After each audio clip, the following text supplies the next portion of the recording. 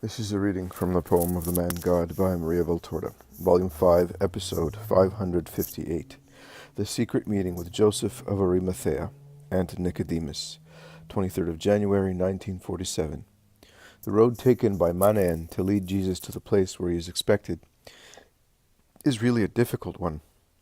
A mountain road, narrow, covered with stones, running through maki and woods.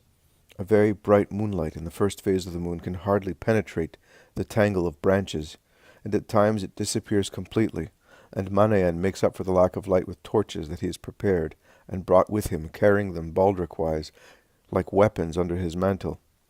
He leads the way. Jesus follows him, and they proceed in silence in the dead of the night.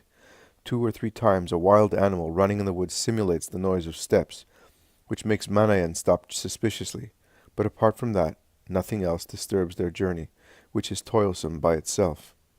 "Look, master, that is Gofina over there. Let us go round here. I shall count 300 steps, and we shall be at the grottos where they have been waiting for us since sunset. Did you find the journey a long one? And yet we have taken shortcuts that I think have complied with the legal distance." Jesus makes a gesture meaning we could not do it any other way. Manaen does not speak any more, intent as he is on counting his steps. They are now in a barren, rocky corridor, like an ascending cavern, between the 2 mountain faces that almost touch each other. One would say that it is a fracture brought about by a cataclysm, so strange it looks, a huge knife wound in the mountain rock, splitting 1/3 of it from its summit. High above, beyond the sheer mountain faces, beyond the tossing branches of the trees that have grown on the edge of the huge cut, the stars are shining, but the moon gives no light down here in this abyss. The smoky light of the torch awakes birds of prey that cheep, flapping their wings on the edges of their nests among the fissures. Manaen says, "Here we are," and he utters a cry similar to the wailing of a big owl, towards a cleft in the rocky slope. Moving from the other end, a reddish light comes forth along another rocky corridor, the upper part of which is closed, like a lobby. Joseph appears. "The master?" he asks, not seeing Jesus, who is a little behind. "I am here, Joseph. Peace to you." "Peace to you. Come, come, we lit a fire to see snakes and scorpions, and to warm the place. I will show you the way." He turns round, and along the undulations of the path in the bowels of the mountain, he leads them towards a place lit up by flames. Near a fire, there is Nicodemus, who is throwing branches and junipers on it. "Peace to you, Nicodemus. Here I am with you. Speak." "Master, has anyone noticed your coming?" "Who on earth could, Nicodemus?" "Are your disciples not with you?" "John and Judas of Simon are with me. The others are evangelizing from the day after the Sabbath to sunset on Fridays. But I left the house before midday, telling them not to wait for me before dawn on the day after the Sabbath. I am too accustomed by now to being absent for several hours to rouse suspicion in anybody. So you need not worry. We have plenty time to talk without worrying about being caught. The place here is propitious." "Yes, nests of snakes and vultures and of highwaymen in the good season, when these mountains are full of herds, but nowadays highwaymen prefer other places from which to descend suddenly on folds and caravan tracks. We are sorry that we dragged you so far, but we shall be able to depart from here taking different roads without attracting anybody's attention, because, master, the attention of the Sanhedrin is directed wherever they suspect that you are loved." "Well, I disagree with Joseph with regard to that. I think that we now see ghosts where there are none. I also think that the situation has calmed very much these last days," says Nicodemus. "You are wrong, my friend. I tell you, it has calmed down because there is no spur to look for the master, because now they know where he is. That is why he is being watched, and we are not. And that is why I begged him not to tell anybody that we were going to meet, so that no one might be ready for anything," says Joseph. "I don't think that the people of Ephraim," remarks Manaen, "neither the people of Ephraim or anybody else from Samaria, for the only purpose of doing the opposite of what we do on the other side." "No, Joseph, not for that, but because they do not have in their hearts the evil serpent that you have. They are not afraid of being despoiled of any prerogative. They have no sectarian or caste interests to defend. They have nothing but an instinctive need to feel that they are loved and forgiven by Him whom their ancestors offended, and whom they continue to offend by remaining outside the perfect religion. Outside, because as they are as proud as you are, neither part can lay aside the hatred dividing them and stretch their hands in the name of the only Father. Even if they had so much goodwill, you would demolish it, because you cannot forgive. You cannot say, trampling on all foolishness, the past is dead, because the prince of the future century has risen, and he gathers us all under his sign. I have, in fact, come, and I gather, but you, oh, for you also what I considered worthy of being gathered is always anathema. You are severe with us, Master. I am just. Can you perhaps say that you do not reproach me in your hearts for some of my deeds? Can you say that you approve of my mercy being the same for Judeans and Galileans as for Samaritans and Gentiles? Nay, even greater for the latter, and for big sinners, just because they are in greater need of it. Can you say that you would not expect gestures of violent majesty from me, in order to manifest my supernatural origin, and above all, mind you, and above all, to manifest my mission of Messiah according to your idea of the Messiah? Speak the real truth. Apart from the joy of your hearts for the resurrection of your friend, you would not have preferred to such joy that I should have arrived in Bethany as a handsome, cruel warrior, as our ancestors were with the Amorites and the Bashanites, and as Joshua was with the people of Ai and of Jericho, or better still, making stones and walls collapse on my enemies with my voice, as Joshua's trumpets did with the walls of Jericho, or drawing huge stones on my enemies from heaven, as it happened on the descent of Beth-horon, still in the days of Joshua, as in more recent times, calling celestial knights, galloping through the air in cloth of gold, troops of lancers fully armed, squadrons of cavalry in order of battle, attacks and charges this way and that, a flourish of shields and armies, with helmets brandishing swords, and hurling missiles to terrorize my enemies. Yes, that is what you would have preferred, because although you love me very much, your love is still impure, and it is kindled in wishing what is not holy by your thoughts of Israelites, by your old thoughts. What is in Gamaliel, as well as in the last man in Israel, what is in the high priest, in the tetrarch, in the peasant, in the shepherd, in the nomad, in the man of the diaspora, the fixed idea of the Messiah-conqueror, the nightmare of those who are afraid of being crushed by him, the hope of those who love the fatherland with the violence of human love, the eagerness of those who are oppressed under foreign powers, in foreign countries. It is not your fault. The pure concept, as had been given by God with regard to what I am, has been covered throughout centuries with the layers of useless scum, and only few know how to take the messianic idea back to its initial purity, and they do so through their own sufferings. And now, as the time is close when the sign which Gamaliel is expecting, and the whole of Israel with him, is to be given, and now that the time of my perfect manifestation is drawing closer, Satan is working to deteriorate your love and to adulterate your thoughts. His hour is now coming, I tell you, and in that hour of darkness, also those who at present can see, or are only a little blind, will be completely blind. Only few, very few people will recognize the Messiah in the demolished man. Only few will recognize him as the true Messiah, exactly because he will be demolished, as the prophets saw him. For the sake of my friends, I would like them to be able to see me and know me while it is still daytime, so that they may recognize me and see me also when I am disfigured and in the darkness of the hour of the world. But tell me now what you wanted to tell me. Time passes quickly and it will soon be dawn. I am saying this for your sake, because I am not afraid of any dangerous encounter. Well, we wanted to tell you that someone must have said where you are, and that someone is certainly not I, or Nicodemus, or Manan, or Lazarus, or his sisters, or Nike. To whom else have you spoken of the place you chose for your shelter? To nobody, Joseph. Are you sure? Most definitely. And did you tell your disciples not to mention it? Before departing, I did not speak to them of the place.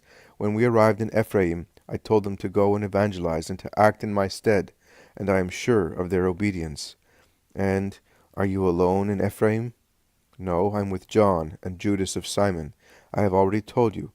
He, Judas, as I can read his thoughts, cannot have done any harm to me through his heedlessness, because he never left the town, and in these days no pilgrims from other places pass through it. Then it is really Beelzebub that has spoken, because at the Sanhedrin they know that you are there. So, what are their reactions to my behavior? Several, master, and very different. Some say that it is logical, since they banned you from the holy places. You have had no option but to take shelter in Samaria. Others instead maintain that this proves what you are, a Samaritan in your soul, even more than by race, and that is enough to condemn you. And they all exult at having been successful in reducing you to silence, and at being able to point you out to the crowds as a friend of the Samaritans. They are saying, "We have already won the battle, the rest will be child's play. But we beg you, do not allow that to happen." It will not happen. Let them speak. Those who love me will not be upset by appearances. Allow the wind to drop completely. It is a wind of the earth. Then the wind of heaven will blow. The velarium will open, and the glory of God will appear. Have you anything else to tell me? No, nothing concerning you. Be on the alert. Be careful. Do not leave the place where you are now, and we will keep you informed. No, it is not necessary. Stay where you are. I shall soon have the women disciples with me. And yes, tell Eliza and Nike to join the other women disciples if they so wish. Tell the two sisters as well. As my place is now known, those who are not afraid of the Sanhedrin can now come for our reciprocal comfort. The two sisters cannot come until Lazarus comes back. He left with much pomp, and everybody in Jerusalem knew that he was going to his remote estates, but it is not known when he will come back. But his servant has already come back from Nazareth, and he said, and we must tell you also this, he said that your mother will be here with the other women disciples before the end of this moon. She is well, and so is Mary of Alphaeus. The servant saw them. But they are delaying a little because Johanna wants to come with them, but she cannot until the end of this moon. And then, well, if you allow us, we would like to help you, as faithful friends, even if imperfect, as you say. No, the disciples who go around evangelizing every Friday evening, bring what is necessary for them, and for us who remain in Ephraim. Nothing else is required. A workman lives on his wages. That is fair. The rest would be superfluous. Give it to some poor wretch. That is what I told also those in Ephraim and my apostles. My instructions are that when they come back, they must not have 1 farthing left over, and that on their way they must give away all the offerings, keeping for us only what is necessary for our very frugal food, for 1 week. Why, master? To teach them detachment from riches and the superiority of the Spirit over the worries of the morrow, and for that, and for other good reasons of mine as a master, I ask you not to insist. As you wish, but we are sorry that we cannot help you. The day will come when you will do that. Is that not the first light of dawn? He says, looking eastwards. That is to the side opposite to the one he came, and pointing at a timid gleam that becomes visible on remote backgrounds. It is. We must part. I am going back to Gophina, where I left my horse, and Nicodemus will go down on this other side towards Beeroth, and from there to Ramah, when the Sabbath is over. And what about you, Manaen? Oh, without hiding myself, I will go along the main roads towards Jericho, where Herod is now. My horse is in the house of some poor people, who for a mite do not loathe anything, not even a Samaritan, as they believe me to be. But I am staying with you just now. In my bag I have food for 2. Well, let us say goodbye. We shall meet again at Passover. No, you're not going to put yourself to that test, says Joseph and Nicodemus. Don't do that, master. You are really bad friends because you are advising me to commit sin and to be cowardly. Would you then be able to love me, considering what I had done?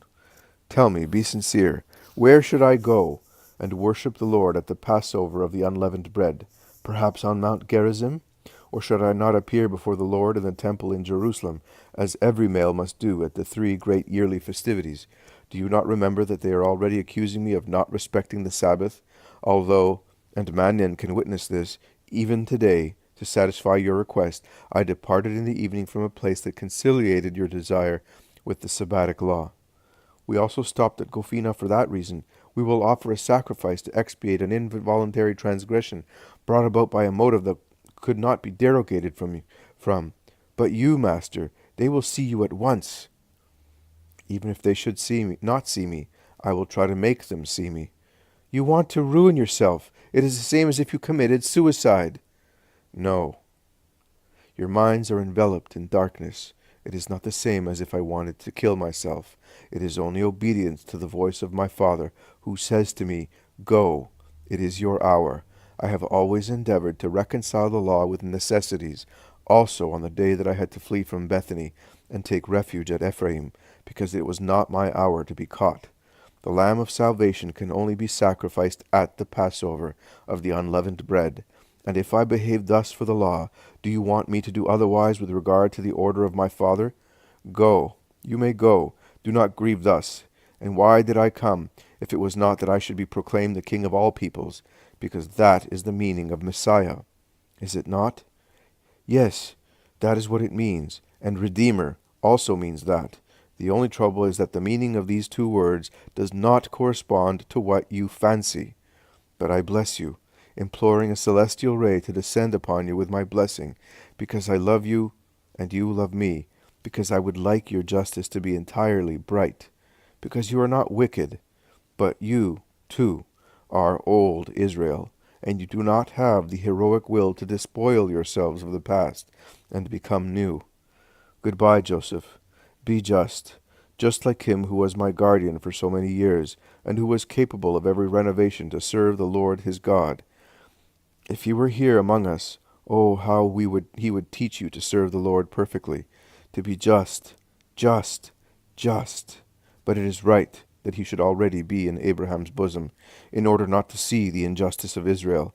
Holy servant of God, a new Abraham, with a broken heart, but with a perfect will. He would not have advised me to be cowardly, but he would have spoken the words that he used to utter when anything painful weighed heavily on us. Let us raise our spirits.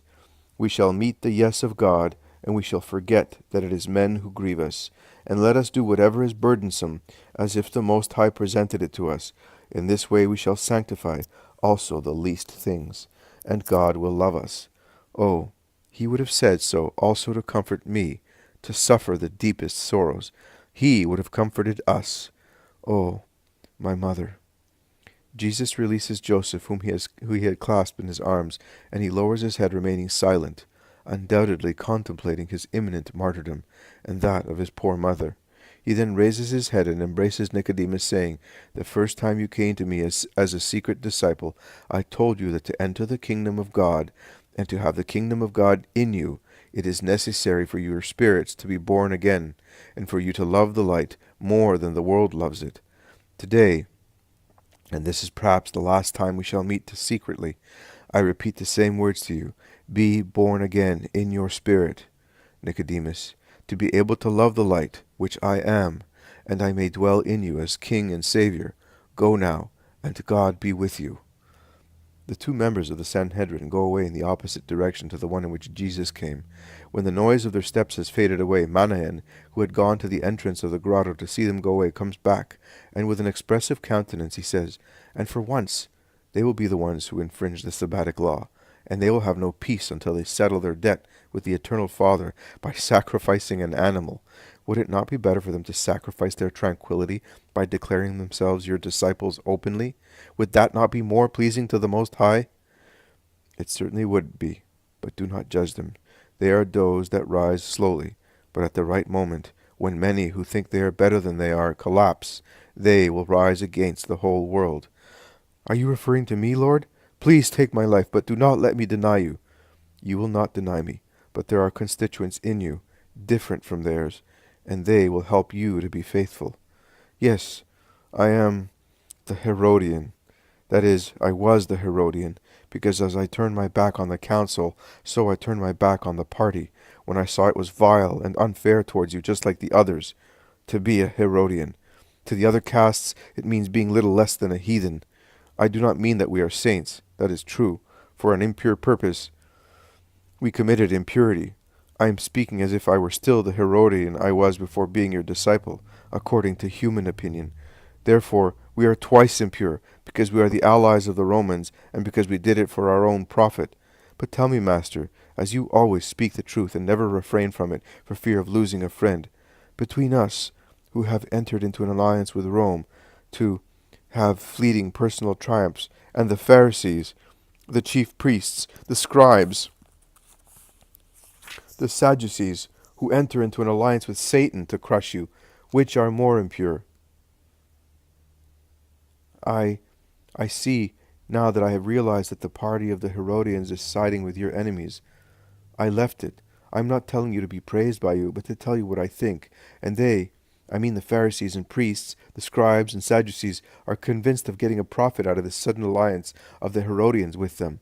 The wretches, they do not know that the Herodians do it to gain more merits and thus greater protection from the Romans. And later, once the cause and the reason joining them are defined and finished, they will demolish those with whom they now form an alliance. And they trifle with each other like that. Everything is based on deceit. And that disgusts me so much that I have made myself completely independent. You are a great frightening ghost for everybody, and you are also the pretense for the foul game of the various parties' interests. The religious motive, the sacred indignation for the blasphemer, as they call you, it's nothing but lies. The only motive is neither the defense of religion nor the sacred zeal for the Most High, but their greedy, insatiable interests. They make me sick, like filthy things. And I would like the few who are not corrupt to be more daring. A double life is troublesome to me now. I would like to follow you alone, but I can serve you better than if I followed you. It's a burden to me, but you say that it will soon be what? But will you really be sacrificed as the lamb? But is it not figurative language? The life of Israel is woven with symbols and figures, and you would like it to be so for me. But mine is not a figure. Is it not? Are you really sure? Many of us could repeat ancient gestures and have you anointed Messiah and defend you. One word would suffice, and the defenders of the holy wise pontiff would rise in thousands and thousands. I do not mean an earthly king, as I now know that your kingdom is entirely spiritual, but as we shall never again be humanly free and strong, let at least your holiness support and heal corrupt Israel. No one, as you are aware, loves the present priesthood and those supporting it. Do you want that, Lord? Tell me, and I will do it. You have already gone a long way with your thought, Manaen, but you are still as far from your goal as the earth is from the sun. I will be priest, and forever, immortal pontiff, in an organism that I will enliven to the end of time. But I shall not be anointed with the oil of delight, neither shall I be proclaimed and defended by the gestures of violence brought about by a handful of believers to throw our fatherland into a wild schism and make it more enslaved than it ever was. And do you think that the hand of a man can anoint the Christ? I solemnly tell you that it cannot. The true authority that will anoint me pontiff and Messiah is that of him who sent me. No other person who is not God could anoint God as King of kings and Lord of lords forever. So, nothing? There is nothing we can do? How grieved I am. Everything. By loving me. It is everything. By loving not the person whose name is Jesus, but what Jesus is. By loving me with your humanity and your spirit, as I love you with spirit and humanity, in order to be with me beyond humanity. Look how beautiful is dawn. The quiet light of the stars did not shine in here, but the triumphant light of the sun does. The same will happen in the hearts of those who succeed in loving me with justice. Come outside in the silence of the mountain, clear of the hoarse human voices of interests. Look over there at those eagles, how with wide flights they soar away in search of prey. Can we see that prey? No, we cannot, but they can, because the eyes of an eagle are more powerful than ours, and from above where they rove, they can see a wide horizon and can choose. I do the same. I see what you cannot see, and from above where it hovers, my spirit can choose my sweet praise, not to tear them to pieces as vultures and eagles do, but to take them with me. We shall be so happy there, in the kingdom of my Father, we who loved each other. And Jesus, who while speaking has gone outside to sit in the sun at the entrance of the grotto, embraces Manaen, who was beside him, and he smiles silently at I do not know which vision.